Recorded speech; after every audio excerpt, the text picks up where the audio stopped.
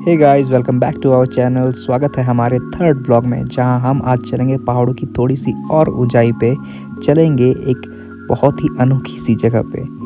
तो हम चलते हैं आज सोलांग वैली की तरफ और यहां ढूंढते हैं टैक्सी वहां तक जाने के लिए।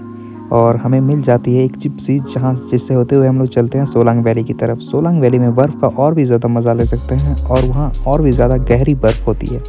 और हम रास्ते बहुत ही ख़राब है सोलांग वैली तक जाने के लिए। यहाँ पे पूरा रास्ता फिसलन भरा है। हमारी जिप्सी तो बहुत बार स्लिप भी कर रही थी, पर जैसे तैसे हमें परमिट मिलते हुए हम लोग चलते हैं सोलांग वैली की तरफ। और सोलांग वैली तो बहुत ही सुंदर सा लगता है गाइस। ये तो एकदम बहुत ही खूबसूरत सा है। यहाँ बर्फ़ भी बहुत ही महीन सी और बहुत ही सुंदर सी जमी हुई है। तो सोलांग वैली में कर सकते हैं बहुत सारी एक्टिविटीज़, जहाँ पे हमने भी की बहुत सारी एक्टिविटीज़। तो सबसे पहले हम लोग ने जो एक्टिविटी की वो है zip line riding. Zip line riding बहुत ही डरावनी है और ये करने में एक अलग ही रोमांचक सा लगता है। और यहाँ पे बहुत डर भी लगता है, क्योंकि आपकी नदियाँ, घर, पेड़ सबसे ऊपर होते हुए आप ज़िप लाइन राइडिंग करते हो।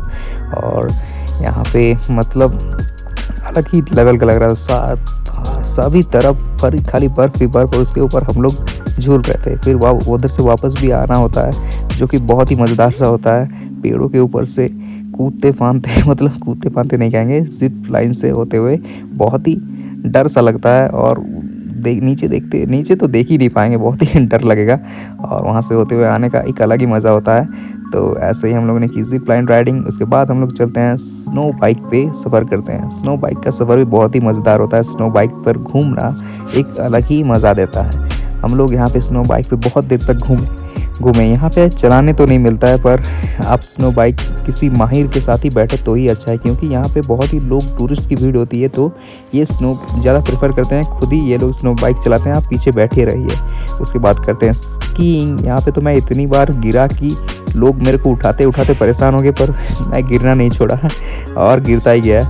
और अच्छा ही है, ये बहुत ही अलग सा रोमांचक, और ये उठाने भी नहीं सक रहे थे मेरे को। फिर हम लोग फिर से ट्राई करते हैं। और स्कीइंग तो भाई करनी ही है, तो स्कीइंग करने का एक अलग ही मज़ा होता है यहाँ पे। तो स्कीइंग करते करते फिर हम लोग थोड़ा परफेक्ट होते हैं स्कीइंग करने में, और हल्के हल्के से आगे बढ़ पाते हैं। स्कीइंग का एक इन्होंने टिप्स बताया कि आपको पैर अपने सटा के रखने हैं और आगे की तरफ बॉडी को झुका के रखना होता है, तो आप अच्छे से स्कीइंग कर पाएंगे। फिर हम लोग चलते हैं अपने आगे की एक्टिविटीज़ की तरफ। आगे हम लोग ने और भी मज़े किए, और आपको दिखाते हैं हमारे आगे क्या क्या किया। हमने किया एक बहुत ही अनोखा सा चीज़, जो है कि पैराग्लाइडिंग। पैराग्लाइडिंग करना तो ठीक था, लेकिन यहाँ तक चढ़ते चढ़ते सबकी हालत ख़राब हो गई। हम लोग जो यहाँ पे चढ़ते चढ़ते इतना थक गए कि लगा कि जैसे हमारा दिल मुंह से बाहर आ जाएगा। ये बहुत ही ऊंचाई पर था, और यहाँ से पैराग्लाइडिंग करने का एक अलग ही मज़ा था। पैराग्लाइडिंग करते करते मतलब आप ऐसे खो जाएंगे कि आपको लगेगा ही नहीं कि आप इस दुनिया में हो। आपको लगेगा आप कहाँ पे हो।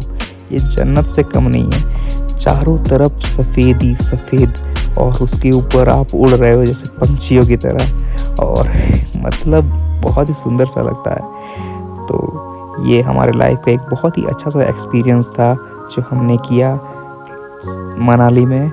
और मैं रेकमेंड करना चाहूँगा कि सबको ये करना ही चाहिए एक बार अपनी लाइफ में, क्योंकि ये बहुत ही अलग सा मतलब मज़ा आता है इसमें।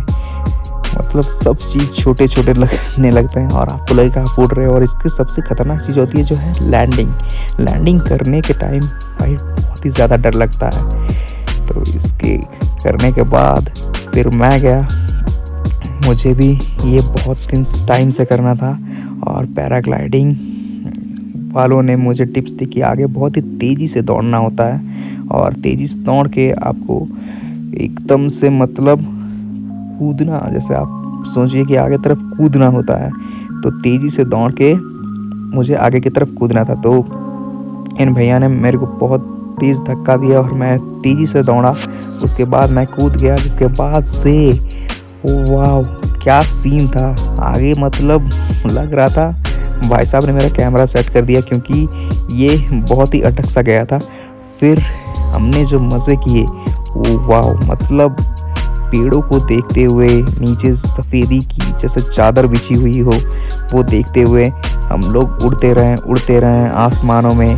जैसे अभी लग रहा था जैसे पंछियाँ मेरे नीचे उड़ रही थी, मैं पंछियों से ऊपर उड़ रहा था और मुझे बहुत ही खुशी हो रही थी ये मतलब करने में। और नीचे घरों को जो छोटा-छोटा सा देखने मिल रहा था, नीचे गाड़ियाँ जा रही थी आर-पार से, इतना अच्छा लग रहा था मानो कि हम पंछी ही हों आज।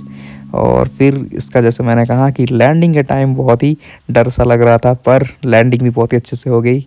ये धपाक से नीचे गिरा मैं और बहुत ही अच्छा सा लगा मेरे को। फिर हम लोग चलते हैं अपने थर्ड राइडिंग की तरफ। तो हम लोग की राइडिंग थी हम लोग की ट्यूब वाली। ये ट्यूब से नीचे फिसलना भी बहुत ही अनोखा सा मज़ा था इसमें। और ऐसे ही हमने बहुत सारे यहाँ पे एक्टिविटीज़ किए जिसका सारा का रिकॉर्डिंग तो नहीं कर पाए क्योंकि फ़ोन का बैटरी भी डिस्चार्ज हो गया था। तो हमने बहुत सी एक्टिविटीज़ की यहाँ पे बहुत सारी एक्टिविटीज़ अभी भी चालू हैं। फिर हम लोग निकलते हैं सोलांग वैली से। निकलते शाम के 5 बज जाते हैं, जिसके चलते पूरे जाम लग जाते हैं सड़कों पर और गाड़ियाँ भी फिसलने लग जाती है क्योंकि सड़क पे पूरा स्नोफॉल होने के चलते बर्फ़ का एक चादर सी बिछ गई थी सड़क पर, जिसके चलते गाड़ियाँ फिसल रही थी। और हम लोग निकल जाते हैं फिर घर की तरफ। फिर बहुत देर तक हमें जाम में फंसा रहना पड़ता है, पर क्या करते हैं हम लोग, फिर गाड़ी हल्की थोड़ी 1 फुट कभी तो आधी फुट ऐसे करके गाड़ियाँ आगे बढ़ रही थी। और ऐसे करके हम लोग आगे बढ़ते हुए पूरे अपने होटल के रूम तक पहुंचते हैं। फिर वहाँ पे जाके थोड़ी देर खाना खाते हैं रात का और फिर सो जाते हैं। तो guys please like share and subscribe.